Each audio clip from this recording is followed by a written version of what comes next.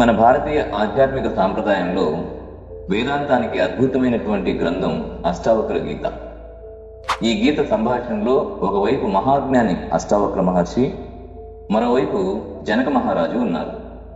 ఈ సంభాషణలో జీవితానికి సంబంధించిన అత్యంత ముఖ్యమైన ప్రశ్నలు, మన మనసులో మెదిలేటువంటి సందేహాలు, వాటికి ఇచ్చినటువంటి జవాబులు నేటికి మనకు మార్గదర్శనం చేస్తున్నాయి.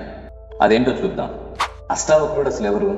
అష్టావక్రుడు చిన్నప్పటి నుంచి శరీరంలో 8 చోట్ల వంకరలతో పుట్టాడు. అందుకే ఆయన్ని అష్టావక్రుడు అని పిలుస్తారు.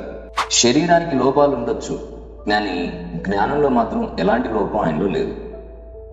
వేదాంత సత్యాన్ని అత్యంత సరళంగా బలంగా చెప్పినటువంటి ముని అష్టావక్రుడు. జనక మహారాజు అడిగినటువంటి ప్రశ్నలు, అష్టావక్రుడు చెప్పినటువంటి సమాధానాలు, వీటి గురించి ఈ వీడియోలో చూద్దాం.